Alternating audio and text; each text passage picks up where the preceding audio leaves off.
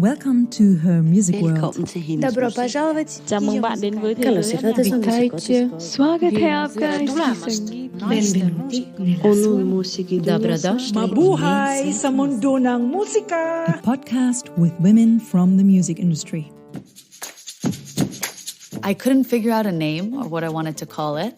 And we were just catching up and I said, I decided I'm going to do this and management and work with artists and I'm going to start my own thing. And he said, wow, you really are a free radical, aren't you?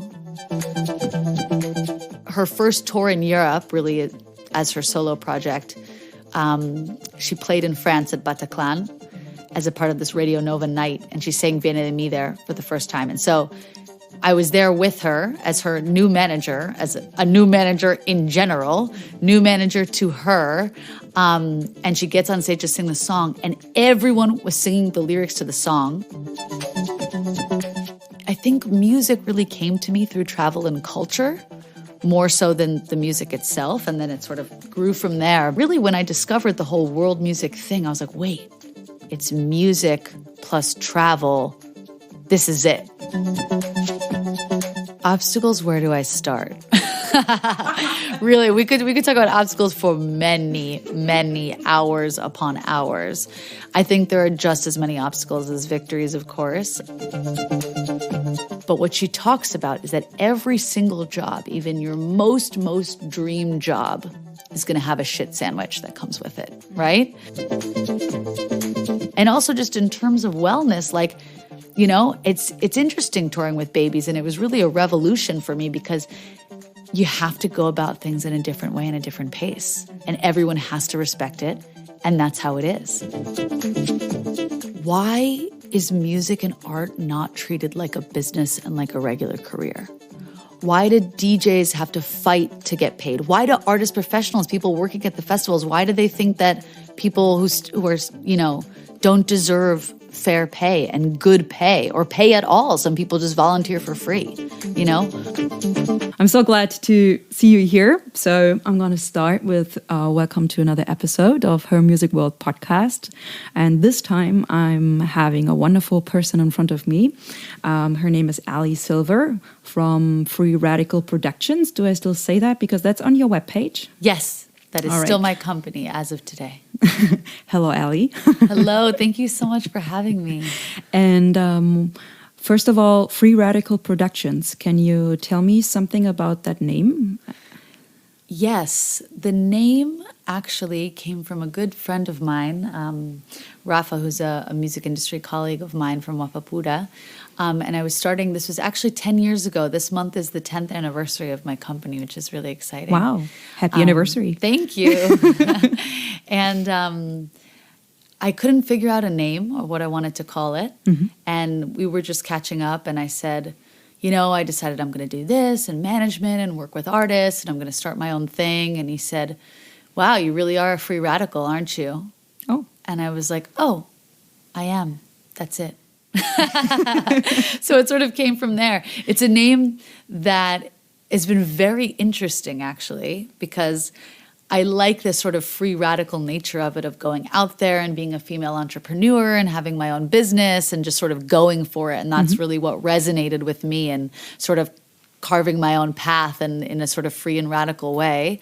But what's interesting about free radicals, and which is a comment I got a lot, is when you look at the health world, it's actually something that's not good for your health. Mm-hmm. And also, true, and also, as much as I love my company, it's been kind of a funny name because it's really taken me on a path of burnout, which not being very good for my health, into wellness. And so part of me was like, oh, I still love this name, but do I want to change the name now, or not? But I just thought it was a funny little wink from the universe that, this thing that can really be such a wonderful gift, but really not always be the best thing for your health because you're running all over the world on tour, burnt out, exhausted, stressed, but also like the love of my life at the same time.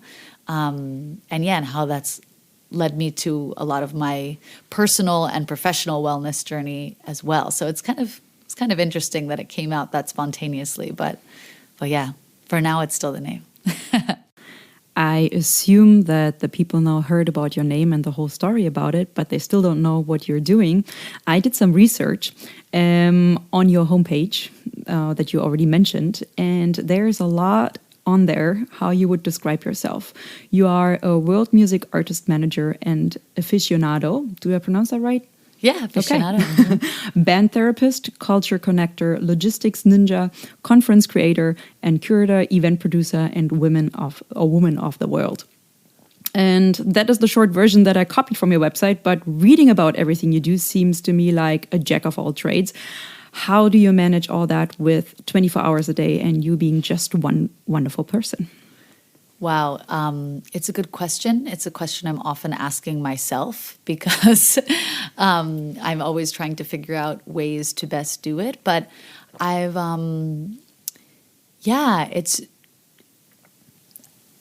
it's really a matter of just trying to make it work and working.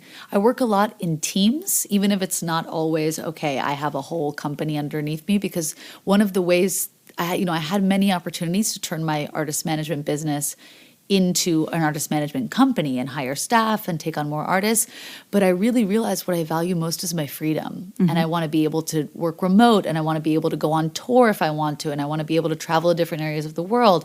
And when I have an overhead of an office and a staff I have to pay, it limits that greatly. And I see a lot of colleagues who have gone that route, and it's really been a big stressor for them. And I said, I prefer to do it a bit more humbly, almost as a free agent and a freelancer sort of structure, and have that freedom. So I'll work a lot on teams. So the artists that I manage, we have a whole team around them. So even though they're not hired under me, for example, my group Femina, they have a booking agent, they have a label, we have a team on the ground in Argentina for them. We have creative people we work with doing their music videos and doing their art. So I'm not handling it all myself, but I try and make strategic allies. And also that way it's kind of interesting because you can really custom tailor it to each project to really bring together the best team you can for each project and bring in the support you need for each specific project without having it be a massive overhead that you have to take care of all on your own. Since you mentioned that you had to deal with like burnout and being a free radical from the beginning on, I assume that process to have a team and all that was within your past 10 years, right? You didn't start off like that. Did you start off with doing everything and then you realized in the course of the past 10 years that, oh, wait a minute, I am only that one person with only 24 hours a day and I need to sleep? Yes. Yeah. Yeah, it was a real, even though I am working a bit more independently now, again, one of my greatest allies and collaborators and colleagues and dearest friends is Mariana Andino, who I met in Argentina. And she had an amazing company, talk about all-star women, that it was called in Spanish, Enjoy and Let Me Do It For You. Disfruta que lo hago yo. And basically, she was a multi-service personal assistant who would do everything from filing the paperwork you don't want to deal with to planning your kid's birthday party. She was even once a nurse. She was a fake nurse for a family where the grandfather was in and out of the hospital, and he was really time for him to just be at home. And I was connected with her through Uji, one of the artists that I have worked with for many years. And he said, listen, you say you want an assistant, you say you want more help and that you're burnt out, you really should talk to Maru because she has this amazing company, but she wants to get more into the music industry. And her and I connected so well, and it really forced me to start to delegate and start to trust. And she came on the road with me as a road manager, and really having her as a close colleague and friend and ally, which she still is today, and we collaborate on many projects, was such a gift. And so that was a big turning point for me to have to make that transition, and I'm really grateful for it. There's two things that I think of after everything that you've just said now. First of all, how we met in regards of your free radical production name title, because you behaved like a free radical on the music convention that I saw you first, which just happened a few weeks ago, the Most Wanted Music Convention in Berlin. And there was this talk, and at the end of the talk by two women, there was this offer to have this moment of 60 seconds where you can pitch the work you do in the music business or whatever you want to do. And there was this really awkward silence where those two women on stage almost were like, okay, well, then we give up. And then all of a sudden, Allie Silver steps on stage and talks about her work just like a free radical. It's like, okay, whatever. Even though the audience was full, there were people that probably would have had a lot to say. And I mean, I must point the finger on me or towards me as well, because I didn't have the courage to go up there, but you did it. How was that for you, that moment? Man, I was in rare form that day. Would have never expected that to happen. So Andrea Gleason from TuneCore was speaking, and she was giving the keynote with Francisca. I can't remember her last Pullman name. From Bold and Salty Limited. They were both so inspiring and they were, so indeed. Fantastic. And she was just, especially Andrea, really inspired me. And she was really, I felt so connected to her because, as I said, sort of with the company and the sort of nature of Free Radical and what it's about and being an independent female entrepreneur, she said, you got to shoot your shot. Every shot that you don't take is a missed shot, and you have to go for it, and being bold and making decisions in the music industry, which is really how my business came together, and so much gratitude for having that sort of that courage to go forward and try things and fail and go for it, And so I was feeling so hopped up and so inspired by her motivational speech, basically. Yes. And then at the end, she said, we're going to open the floor for some of you guys to pitch what you're working on. And I didn't even think twice about it. I was like, okay, continue talking. And then at the end, I was thinking the idea was that it was going to be a few people come up and talk about what they do, and it wasn't just going to be like one person, one thing. But I was feeling so motivated, shoot your shot, you got this, and, women being bold in the music business, and I was like on fire. I was feeling so excited. And I said, okay, who wants to pitch their project? And I looked around and no one raised their hand. So true. 0 people. How many people were in that auditorium? Like 200? Oh, I'm so bad with numbers. At least 100, maybe. Yeah. Full room, so too. Full room. Exactly. And it was kind of like my hand went up in the air before I realized what happened. Mm-hmm. I was like, oh, this is a great opportunity to share what I'm working on. But it was, those moments where your subconscious kind of just takes over. True. And there was no thought like, ooh, should I do this? Should I not? No one's raising their hand. My body just kind of acted for me, and it was like, boom, hand up in the air. And I was like, wait, what am I doing? No one else is raising their hand. It's too late. Now I have to go on the stage. Oh, man. And I actually love public speaking. I really enjoy public speaking and facilitating workshops and panels and all of that kind of stuff. But for some reason, this moment was so spontaneous. Yes. That I just felt like this fire coming up from my chest to my throat. And it was like, don't stop moving or don't stop speaking, because if you stop and think about what's happening, you're going to choke and get nervous. Mm-hmm. And so I just went up there, took the microphone, spoke a bit about my band therapy program, because I also have really been excited about that program and wanting to share it with more people. And I was really passionate about sharing it. And it was one of those moments, this sounds really silly, but like I kind of blacked out. Like I was there and I was talking, and then when I got off the stage, everyone was clapping and people came up to me and I was like, what did I say? What did I say? Did I mess up? I hope it went well. Everyone seems to be okay with it. And so a woman afterwards was like, oh, I filmed you. And she sent it to me. I was like, okay, I didn't say anything crazy, but your brain just sort of like with the nerves, your brain just kind of takes over and you're like, I hope the autopilot did a good job. But it was such an amazing opportunity, and I really connected with a lot of people afterwards, like yourself. So I was so happy that my gut instinct just sort of pushed me off the cliff to do it. But it was really exciting. I wish more women would have done it as well. I thought that by me going first, other people would have gone. And then at the end, they were like, okay, great. Now that's the end. I was like, wait, what? That was just me? I thought the same, to be honest. Yeah. When they said, okay, then the show's over, basically, or the talk, I was like, oh, wait a minute. They could have at least given like 3 people the chance, to go get up. But maybe since it was that long, awkward silence in advance, and then you made the stage, or you took that chance, maybe they were also like, okay, if we give it another chance, maybe it's going to be again an awkward silence. I don't know what the reason was for, or maybe there was just not enough time for them to do that. But I think it's a great thing that they did that, you know. And for me, it was awesome to hear you. And I think that pitch was perfect, on point. And it was really nice to hear about your work. And of course, I was in an instant intrigued. And I told myself, okay, I need to approach you and ask you to join the podcast episodes. And yeah, so that's why we're sitting here. So I'm really glad about that.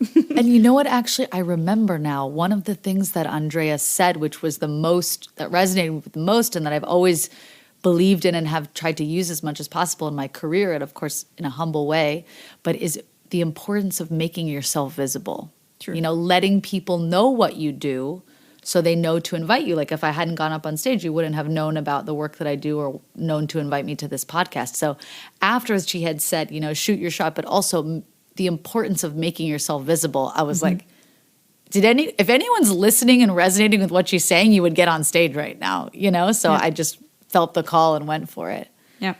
And I'm glad I did for this wonderful opportunity to connect with you as well. Yeah, likewise. I mean, it's also for me a good lesson. You know, sometimes the greatest teacher is yourself, you know, about certain things.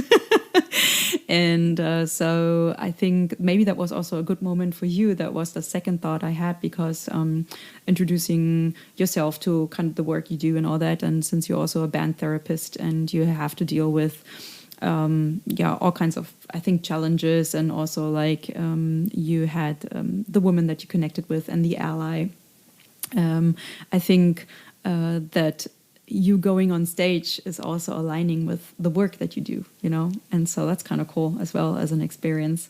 And for me, that was also an encouragement to next time take that chance as well, you know. But then we are all different people, and then there's some people that are more extroverts and more introverted, and then sometimes it's I think a higher step to do that, you know, to go on stage and do that pitch. It depends on the moment, right? Totally. I was just really feeling that moment because I was so inspired by what she was saying. True. There's been many moments where, you know, I definitely lean towards the more extroverted, grab the mic type. Yeah. But there's been many moments also where I'm not in that space, or I'm there more of an observer to listen or to learn. You know, sometimes when you feel it, you go, and that's your moment. You know, and it doesn't have to be every moment. Ideally, not every moment, because you know you can tell when there are people who are always looking for that opportunity in a big self-promotion way that isn't always from an authentic place. It's like, oh, how can I sell myself as much as possible? And I just think in whatever you do, it's so important to be authentic in the moment and not just be, you know, I need to do this so I can shop my product. It's like, no, she's talking about making yourself visible and going with it and being bold. And if you resonate, here's your moment. And I was like, okay, I do. Let's try it, you know? So everyone, you know, and I think also what's so important is that especially as females in the music industry, or gender minorities in the music industry, or really any industry, let's be honest, podcasts like this are so important. True. And opportunities like that, it's all about showing an example to show what's possible, you know? Because because Andrea has led her career and then is able to talk about it with such confidence, it inspired me to get on stage to talk about my thing, which inspired you to talk about this thing. You know, it's a chain reaction. So it's really, we're all helping each other and inspiring each other. So the more we, you know, if there were more time, then maybe other people who didn't have the courage the first time would have then gotten up and we would have learned something wonderful about what they do. So it's, you know, we're all in it to help each other and raise our voices together. Right. What a nice introduction to this episode. I want to get to know you more in a personal way regarding your music history or your musical background. But first of all, maybe some loose or more casual questions. Did you have in the past some or even more moments that with music in the regard that produced goosebumps in your body? Yeah, I mean, I think one of the most important and impactful moments like that in my life, like a real turning point moment, they're kind of two related ones. I guess Yeah, I'll start with the first one. They're kind of related. So the first big artist I managed is named La Yegros from Argentina. Yes. And I remember, I can't remember if I had just started to manage her or if it was before I actually managed her. I saw her do sort of a very small version of her single Viene de Mi. And Viene de Mi is a song that literally changed the course of my entire life. Like her hit single sent us around the world to, 30 tours and almost 50 countries. Like it really is a song that changed my life and her life and some other people's lives probably too forever. So I remember the first time I heard her sing it live and I just felt this full body sensation. And I was like, there's something about this song. There's something about it, like my whole body, my cells knew this song before I knew this song, you know? And fast forward to a bit later, I was working at this record label, ZZK Records. La Yegros was one of the only female in the collective, and I ended up leaving my work at the label as much as I loved it because they were running out of money. And so it was a blessing as well because I decided to leave and found Free Radical Productions to do my own management company. And so when I left the label, it was like, oh, it's so sad. We worked together on so many projects as the only two females in this sort of collective. And, we'll hopefully work on stuff again in the future. And I started my little management company. And in that time, that song Viene de Mi, before her album came out, it was on a compilation. It became an overnight smash hit in France. Wow. So a few months go by, the song is playing on heavy rotation in Radio Nova in France. And people are like, who is this girl from Argentina? And in the meantime, just spontaneously been starting my own little management company. And I get a call from Jeff Anteby, who was the sort of label investor from Waxploitation and ZZK Records, saying, hey, we're going to sign her to a major label in France. Can you be her manager? Can you go to France? Can you help negotiate this deal? Can you take this over? And in the meantime, I just opened my PayPal account and started my little fledgling management company. I was like, okay, high school level French, let's just go for it. Again, another one of those moments. And that her first tour in Europe, really as her solo project, she played in France at Bataclan as a part of this Radio Nova night. And she sang Viene de Mi there for the first time. And so I was there with her as her new manager, as a new manager in general, new manager to her. And she gets on stage to sing the song, and everyone was singing the lyrics to the song. Oh my goodness. And she just bursts out crying. Oh, I would have to. And I'm watching this happen, again, thinking about the magic of this song and how she's from, her family's from Misiones in the north of Argentina, very humble background, and playing this sort of updated electronic music version of the folklore of where she's from. And she's singing these songs that are very much, she would tell me, her dream was to just travel around Argentina. And she's here in Paris, first time, everyone knows the word. It's like crowd surfing, and just watching her cry, watching the audience relate. And I'm like, I'm getting goosebumps just talking about it, being like the power of music, anything I can do to be of service to this creative art, to this creative spirit that's connecting this culture to another one, to watching how on both sides they're freaking out and falling in love with each other. How can I help these encounters happen, And so that was really a very decisive moment for me that was this is what I want to do for the rest of my life. Wow. Thanks for sharing. For sure. I definitely had goosebumps too, just listening to the story. That's great. If I ever get that question asked, yeah, I have a story to tell. Do you have a good mood song?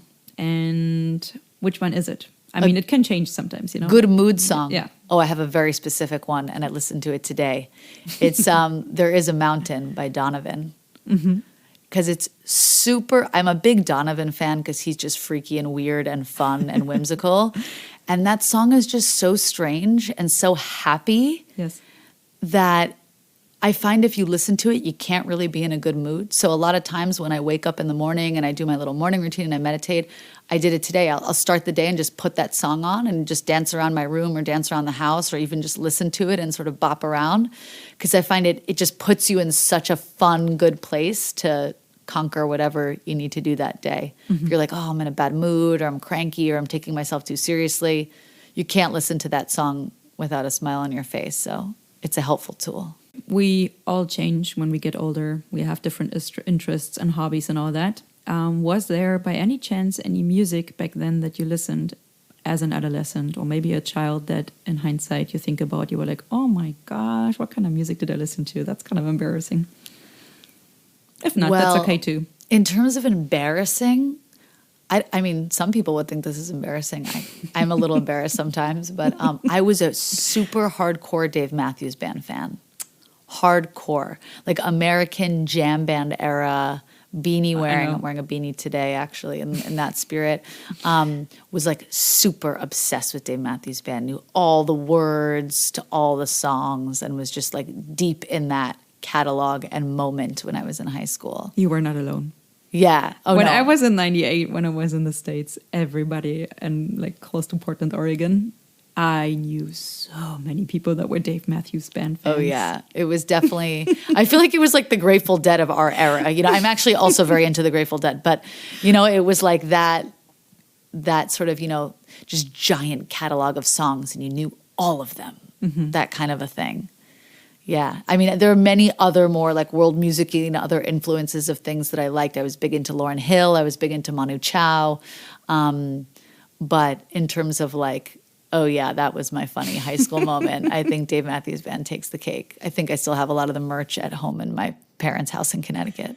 If I'm really in a funk, or I'm having a lot of anxiety, or I'm in a weird moment, I'll listen to some of those songs to put me back in a time where none of these issues mattered, you know, and whatever else mattered at that time mattered. And just as a reminder, like, hey, whatever is really pressing on you right now is not that important, because there's other moments in the past, present, and future where it's not that important. And so I love music's ability to you know, when you have those songs, as you said, that you know all the lyrics, or they really remind you of a time and a place, they're time machines. They can transport you to different spaces. So I sometimes use them as little time machines to help me get out of where I am if I need to get out. It's helpful.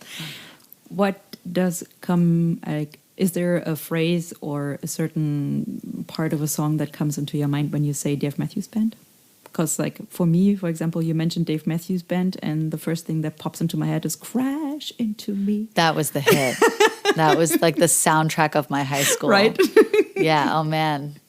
That was the one. Also, I was very... And Satellite, I think. Yes, Satellite's great. Also, I mean, I got very into like classic rock from the US and the UK in that period. So I was like very into Led Zeppelin, Jimi Hendrix, Grateful Dead, Donovan. Like, I mean, I had a very funny skill in college. I went to Northwestern University outside of Chicago, and I basically Northwestern is a fantastic school. I had a wonderful experience, and my major was radio, television, and film.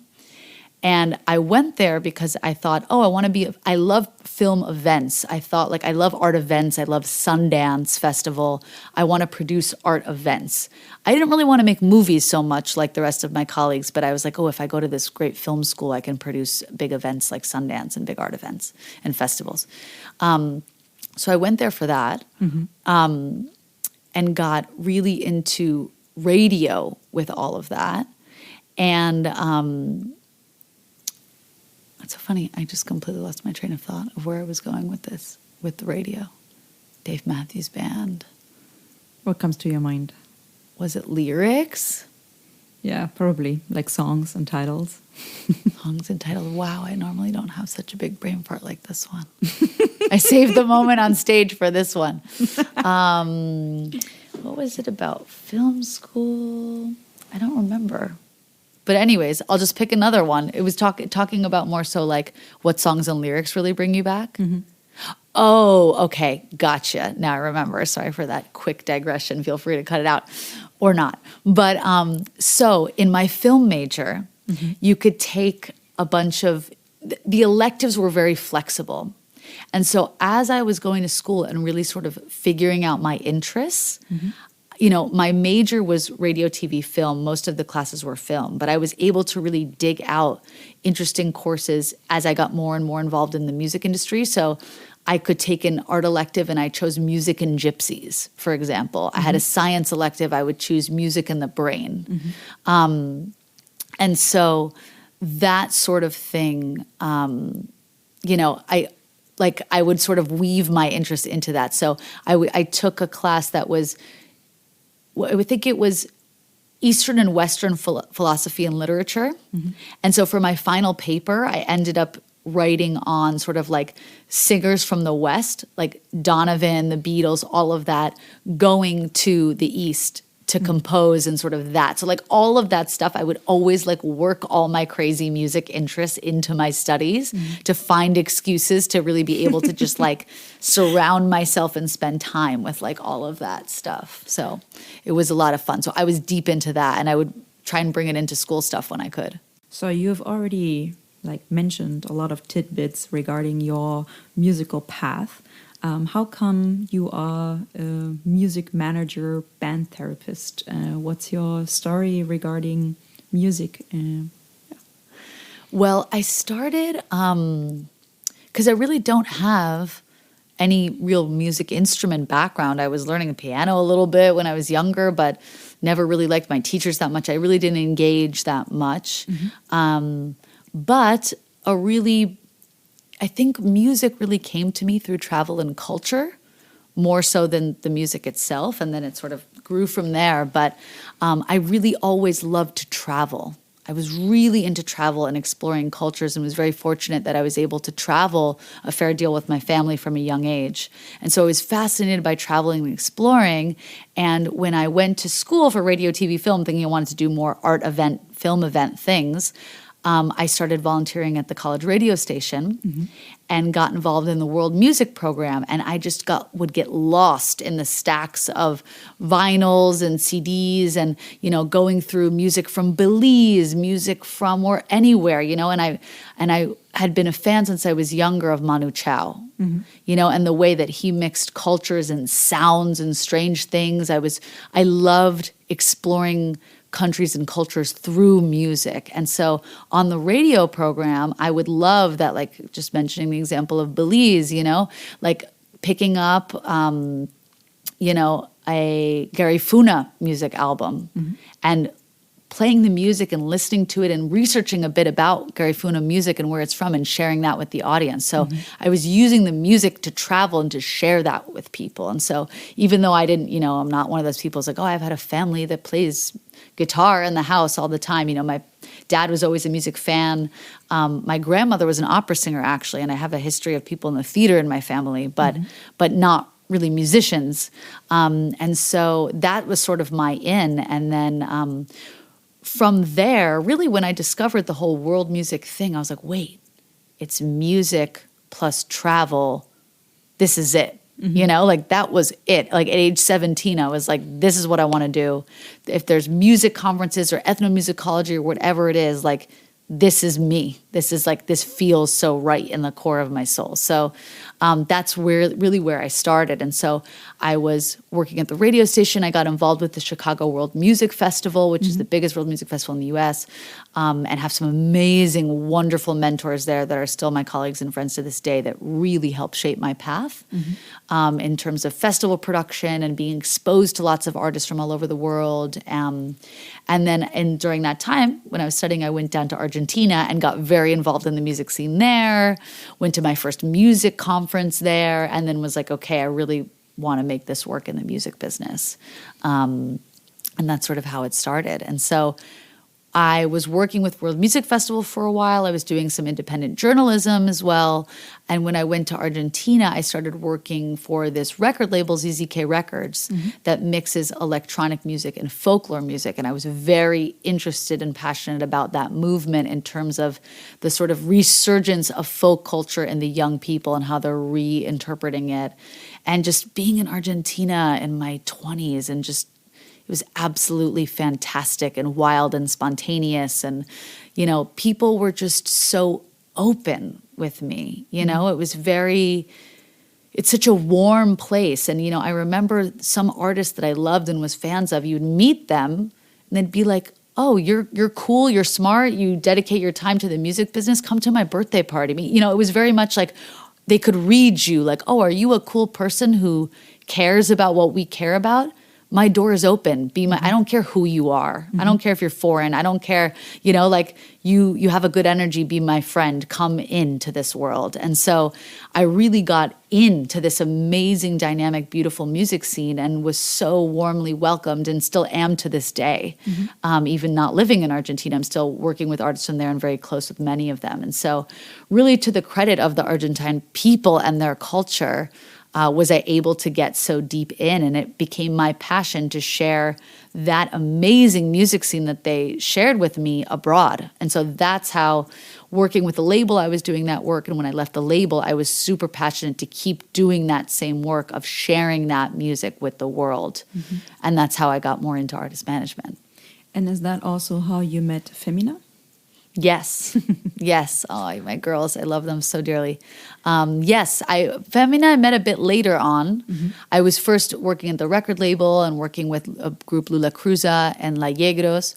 And Femina, I knew I was a good friend of Toti, one of the members of the group. And I just loved her and loved what they do and such amazing people. And she would always say, oh, it'd be great if you could manage us. They need a manager. But I was very busy with La Yegros that I didn't really have the time. And then as time went on and my work sort of lessened a bit with La Yegros and I was transitioning out of that, the space and energy and timing just sort of aligned and freed up. And we were like, okay, let's do this.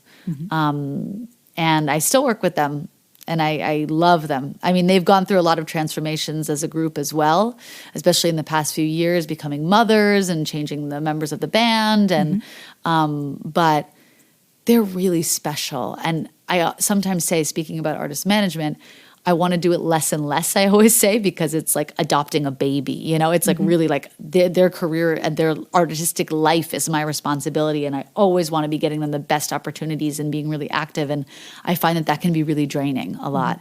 And so right now I do a lot of other music industry projects, but in terms of management, I work with Femina and this other artist, Uji, who is half of the duo Lula Cruza. He's the reason I became a manager in the first place. He was really the one to encourage me and deserves the credit for that. And I really just work with those two because they're like my family and I love them dearly. And like, I will put myself on the line for those projects, and every time I'm like, oh God, I have so much work to do for them or I'm burned out on stuff. And something always happens that brings me back with those two groups specifically. There is a magic in them that I feel very called to help share, really special groups. It is a privilege and an honor to like work for them and serve their creative vision and be a collaborator in making that happen. So it's like at least a 10-year history with you being in the music industry with that work, with all sorts of work that you do, right? More, actually. Now it's a lot more. I really need to update my stuff. That's my bad. But yeah, it's been about 17 years now. 17 years now. Yeah. And it all sounds so nice also how you talked about the people in Argentina and with the label and everything so positive and so on. And we both attended the music convention and that famous talk. And they mentioned that there is still till today at least a 25% gender pay gap. And we are also experiencing challenges as women in the music industry. It doesn't seem like when you talk about that, have you always had good experiences, especially with managing an all-female band, or were there obstacles and how did you deal with them? And what kind of experience have you maybe had that transports that 25% gender pay gap? Hello, dear listeners. It's me, Zoey, with a little advertisement on my own behalf. So far, this podcast has been completely produced by me from back to front. If you want to support my work, you can find all the information and links in the podcast description. I would like to point out that a podcast lives from the fan community, so please share, like, and love my podcast for all it's worth, or visit my page on SteadyHQ and become a member. Thank you very much in advance for your applause and appreciation. Yours truly, Zoey. Obstacles, where do I start? Really, we could talk about obstacles for many, many hours upon hours. I think there are just as many obstacles as victories, of course, if not more. But I find that it's always worth it. I find the day that the scale tips, and there have been many times where it's been very close to tipping, I feel like I love my work and I love what I do enough that it's worth it. There's actually a really great, can I swear on this podcast? Am I allowed to say? Sure. Yeah, I'm not sure if you're allowed. Amazing. I'm very inspired by Elizabeth Gilbert. I recommend to almost all of my clients that they read the book Big Magic, which she talks about. You know, she's famous for writing Eat, Pray, Love, and is known for that. But she really is an amazing thinker. You know, people, oh, that sort of pop movie, but really, she wrote this book, Big Magic, about how to work in the creative industries that I think is genius. It's a very easy, light read. I suggest people read it. But what she talks about is that every single job, even your most dream job, is going to have a shit sandwich that comes with it, right? Always there's a shit sandwich. And how you know what you're supposed to be doing is that even when there's the shit sandwich there, you look at the next person and who's like, oh my God, are you dealing with what I'm dealing with? The shit sandwich I have to eat, managing artists and all this stuff we have to deal with and all these obstacles. And you look at them and you say, are you going to finish that? You know, you just are so willing to take the obstacles and willing to take the sacrifice that other people aren't necessarily willing to do because you love what you do that much. You know, doesn't mean the shit sandwich isn't there. It is most definitely there and it is shitty, but you're willing to do it because of the love of what you do and the reward that you get from what you do. And so that's really how I feel about obstacles. There have been such a menu of obstacles in so many different categories. Wow. If we're specifically talking about female issues, you know, one of the biggest ones at the root was when I really first started with La Yegros, and I had just started my company. I was 25 years old. I was also like a petite, small woman. There's something about that physical also that I think is like in terms of how people would be like, oh, are you the babysitter? Are you the assistant? You know what I mean? They see like a small frame woman and they're just like, oh yeah, like you must just be doing whatever or selling the merch. It's like, no, I run this ship. Like get in the back, you know? So dealing with other artists and musicians in the band, like having respect and being like, yes, I'm new. Yes, maybe I haven't done this for so many years, but like I deserve respect. I deserve to be treated well.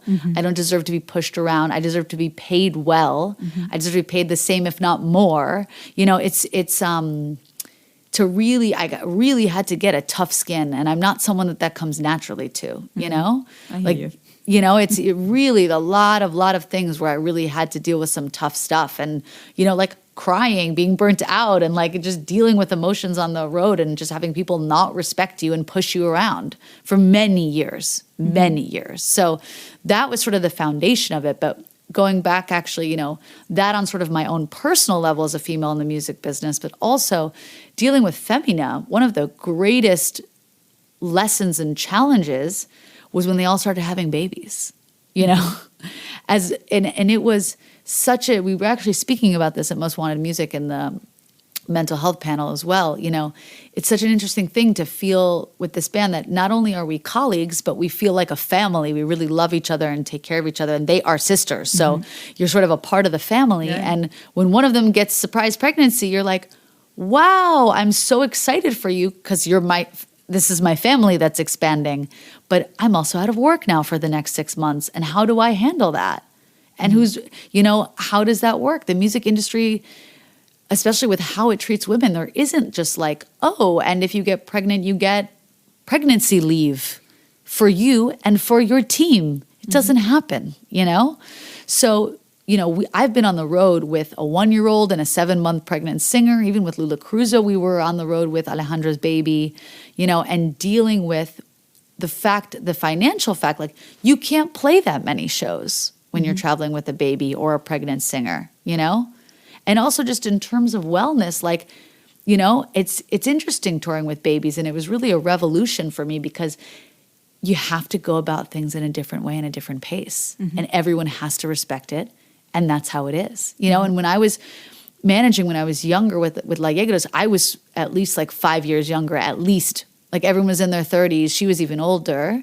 And I was, she was in her 30s also. But, everyone was at least 5 to 7 years older than me. And I was 25, hitting the road for the first time. Like, let's do this. We can play an extra show. We can camp out at the festival to save money. We can do all these things, and that they're like, wait, what? And I pushed it because I was like young and hungry and trying to make it work for everyone, And really at that time when I was hitting my 30s, was when the babies started coming. And it was a revolution in me in a personal way and with the band as well to be like, we have to go slower. And it was good for me to go slower too. And at first I was like, oh, but now I won't have work and now we can't play as many shows and now we can't go and record the album like we wanted to. But sort of letting that go and trying to connect with the feminine, connect with the slower, connect with the wellness, connect with the not masculine, got to do everything and get all the money and do as much as we can energy, and being like, will the art still work if we come at it from a feminine energy, And that was really a revolution. And in terms of, and it's not solved, and it's something that we need to also fight for. Like there needs to be, it's, so many women have to choose between being an artist and being a mother, being a professional and being a mother, and those things are not in place, pay gap, like all these things, And you know what I think though? All of that is there, and we need to really be active on all of the fronts, on legal fronts, on activism fronts, on conference fronts, and our own personal day-to-day fronts, in really pushing this agenda forward for more equality and for more care for artists, even forgetting even about just female artists, all artists, to not have to run themselves into the ground to be able to make a living, touring on the road, constantly being away from home, not eating well, not sleeping well, stressed out on all sides of the business, the managers, the artists, everyone. We need to learn from feminine energy in the music business because it's always been a fight all the time. And so... But were you successful? I mean, it's a constant journey. And I think that every step, every day is working towards that goal. And there's small victories, like when we went on the road for 5 weeks in Europe with a 1-year-old and a 7-month pregnant singer. That was a victory. That's a step forward. And as an example, from that, we played a show in Austria, in Vienna with Femina, and it was so hot. It was the middle of summer. It was one of those like European heat waves, And the last show, Clary, who was pregnant, we had to take her outside because she almost fainted because she's so pregnant and so hot, she was about to pass out. And we were able to handle it, and Clary handled it very well. But there was a singer who had just gotten pregnant who was at the show watching it. And she was super inspired to see us with the 1-year-old and her pregnant singing and how we handled the whole situation, that she ended up actually getting a grant from the Austrian government and decided to approach us to do a collaboration about music and motherhood. And so we produced a song with her. Oh, nice. So that's another victory for that.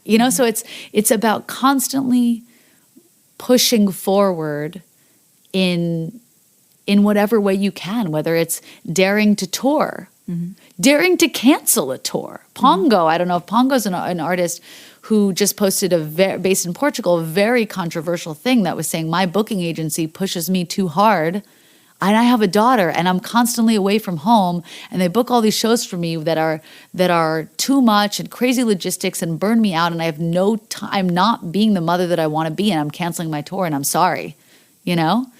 And that's also a victory. Doing it is a victory. Not doing it is a victory.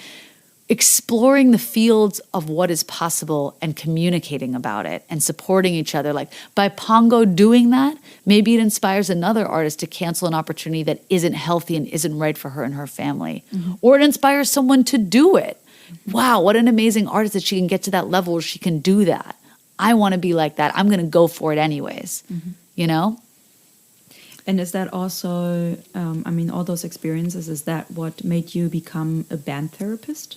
Or was that people asking you to do it? Or? Really both. It actually started less from a wellness point, more from a professional point of view, because especially in Argentina, in the indie music scene there, when you would take bands from Argentina, send them to Japan, send them to Bali, send them to Australia, send them to Morocco, the word gets out. And then everyone is calling you up saying, oh, can we get a coffee and talk about my band? I need a manager. Can you manage me? And as I already said, like, it's like having a child or being in a marriage, it's a huge responsibility. And I didn't want to manage tons and tons of artists. I really like to be not only for the work, but also very selective with the artists that I work with. And that's why I only work for Management 360 too right now, because my reputation lies on that. I would never manage an artist that I'm not 100% full heart in for and full believing in their potential. And so there's some artists that I think are great, but I wouldn't, for me, the bar is that high. And that's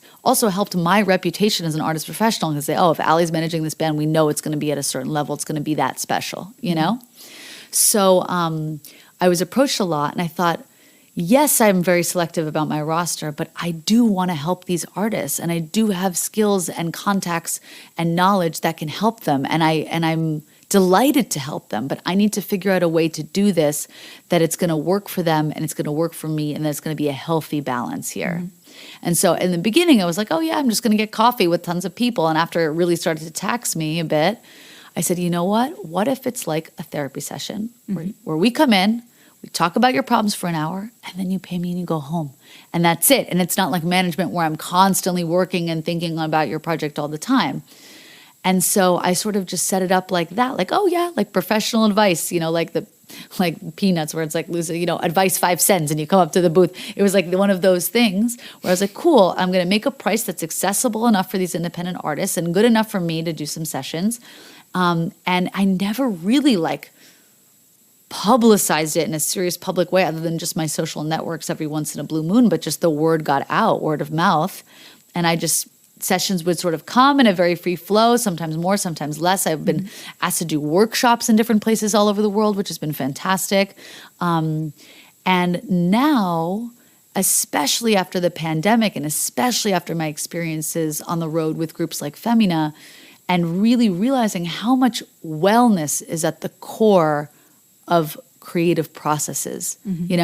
If you're healthy, if you're feeling good, if you're feeling well, that's when the music comes. That's when the positive things come. And if you're burnt out, nothing is happening, it's not sustainable.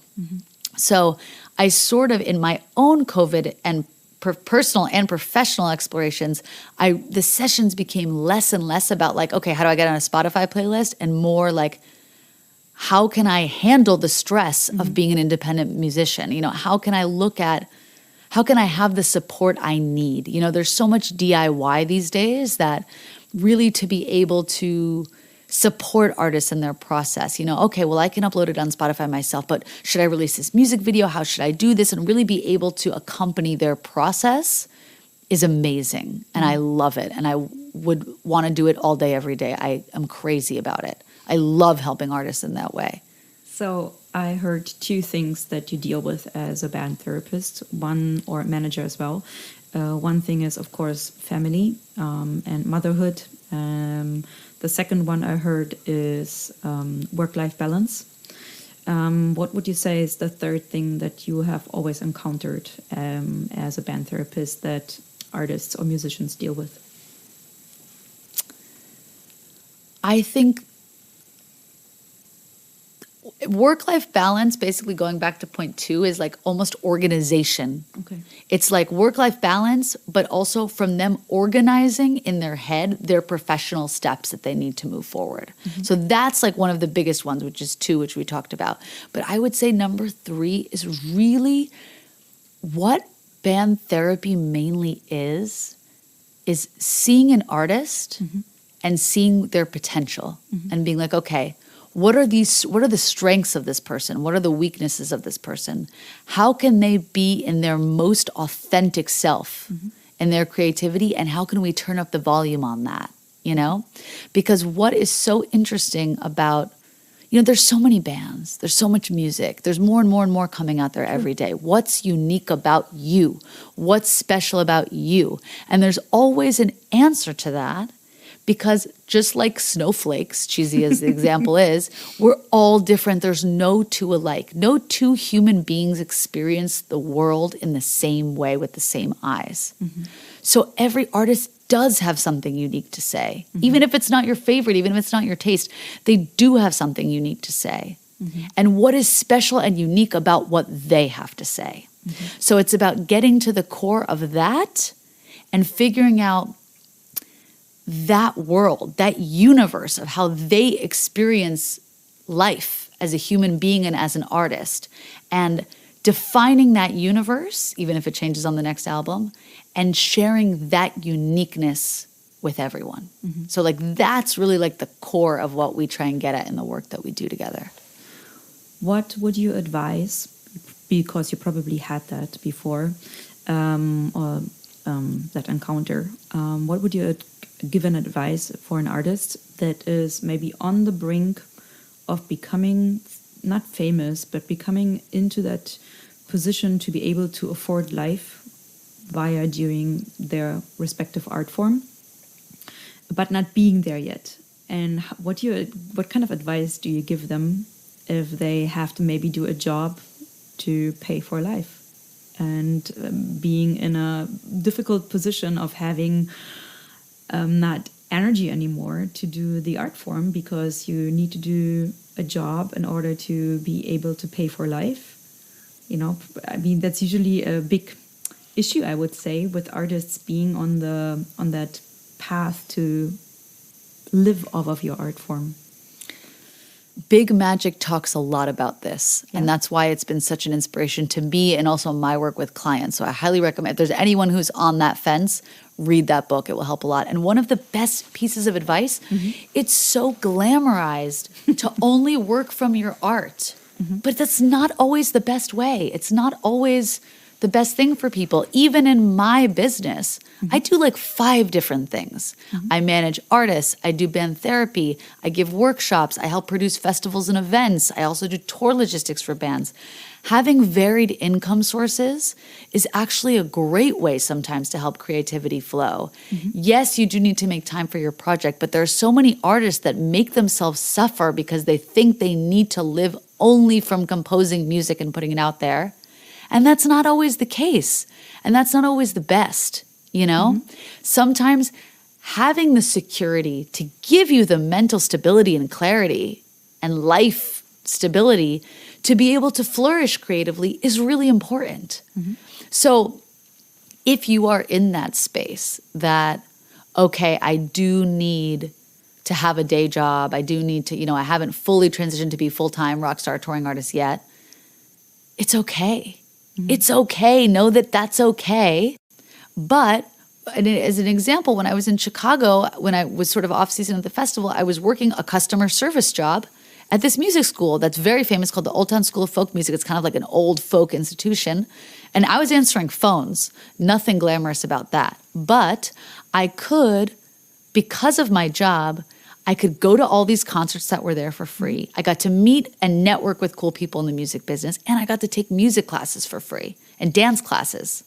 So it was really helping me in a lot of other ways, and it connected me with a lot of interesting people. So, you know, if you can get a job, you know, I have a lot of artists that I work with who I know who do their day job is composing for film and TV. So they make ads, you know, or jingles or things like that, or they compose film music. It's not their personal project, but they are still picking up their instruments and playing every day. And they make more money, you know? So it could be, you know, some people, you know, working for a music distributor. So it's giving you great contacts, and then you're also working on your project. So when you have projects that can feed into each other, it makes the whole thing move forward faster. It's not like, oh, well, I failed because I still need a day job. You know, like remove that from that weight from your heart and from your soul. Like it's okay, and it can be good also sometimes. You give a lot, you teach, you talk a lot about everything regarding music business and help your students, for example, or your bands. What would you say are the 3 things that you have learned from the people that you take care of? Oh God. the most important is to slow down. You know, from Femina, really, that was the biggest one. It was like wellness first. That was the biggest lesson. Really taking care of the wellness and letting the creativity stem from there, and not being like go, go, go masculine energy all the time. That's the way to get the most money in the business done. You know, really leaning more into the feminine, leaning more into what's the best for our wellness, and then having the business blossom from there. Just like sometimes I remember with La Yegros, you know, she kind of had a breakout hit, but I was there from the beginning, yes, but the single was kind of taking off a bit. So I kind of had a bit of imposter syndrome and doubting myself. I remember when Femina came to me, they were amazing, but they'd only toured in Argentina, very local scene. And it was like, and they trusted me. And it was like, yeah, I had this big success with La Yegros, but I don't know if I can do it again, you know?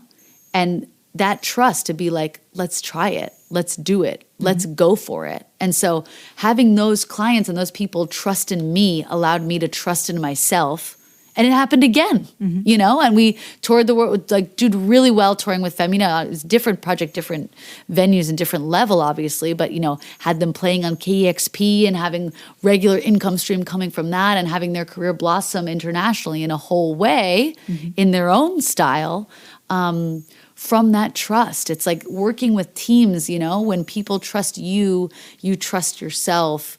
And then, you know, sometimes you need people saying, hey, you can do this. That's how I started managing in the first place. Uji, Luis Moret, who he has a solo project now, Uji, which I still manage. And he was a part of a duo called Lula Cruza. That was the first band to really give me the idea, hey, you should manage us. And really Luis in particular was like, hey, you can do this. You know, you've worked at a label, you've worked in a collective, you know how to do press, you know how to do touring, you know how to do a little bit of everything.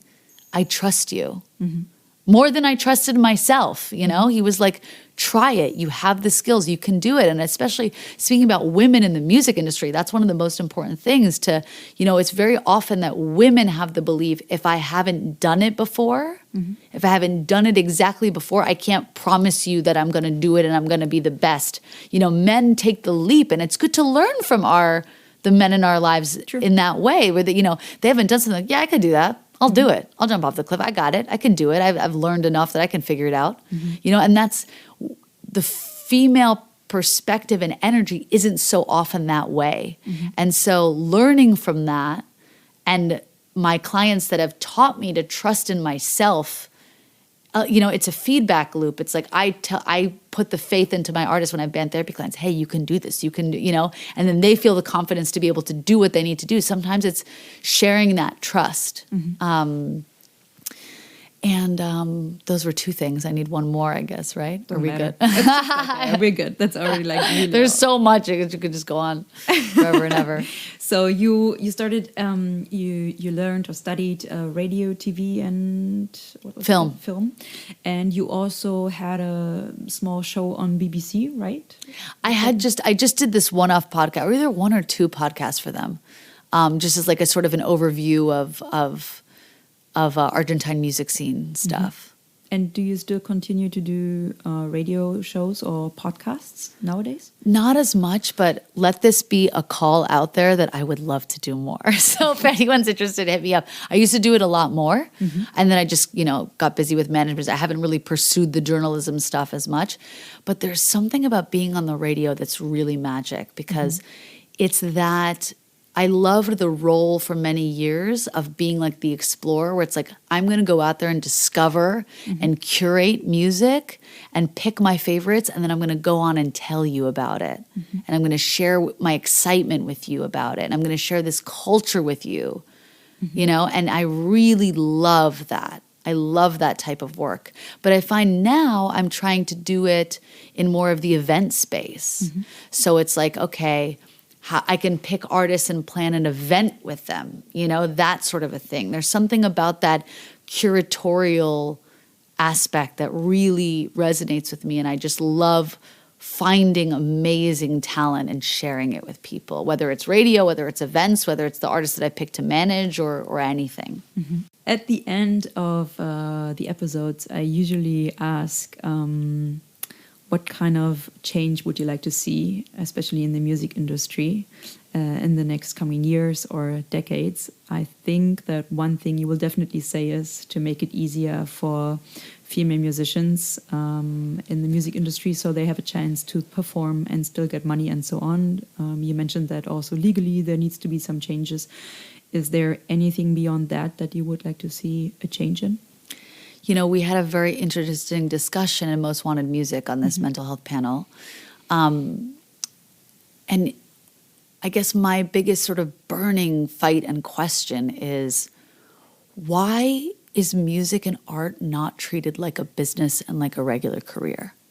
Why do DJs have to fight to get paid? Why do artist professionals, people working at the festivals, why do they think that people who are, you know, don't deserve fair pay and good pay or pay at all? Some people just volunteer for free, you know?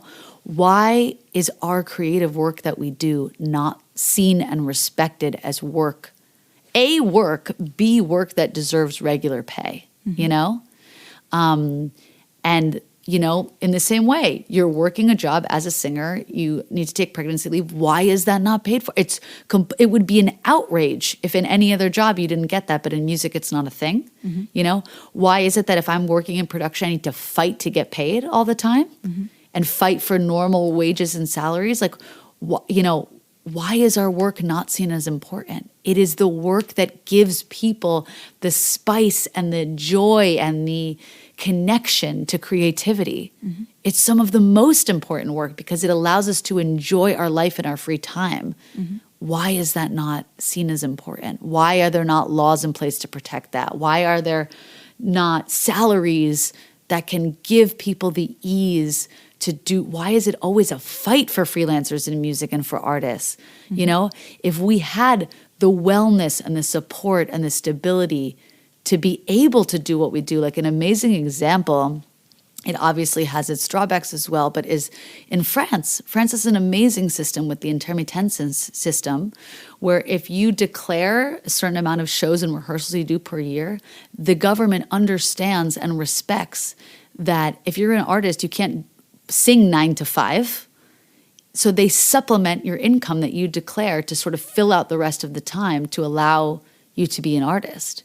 You know, and there's definitely some, I'm not saying, oh, it's a foolproof system, but things like that, where it's recognized the type of work that it is. Not all work is 9 to 5, and artistic work is also important. And wellness for that is also important. So really, like, in terms of payment, in terms of wellness, in terms of really making a healthy foundation for stability for the creative businesses on all fronts. Where do you see yourself in the next 5 years? You know, it's a great question because I've been thinking a lot about this. I am very much in love with Mexico City, Lisbon, and Berlin. All of them. It is my polyamorous relationship is with the three of them, as they like to say here in Berlin, is with those three cities, and I love them very much. And so I would really love to split my time between those three places. I'm figuring out logistically how that's going to work.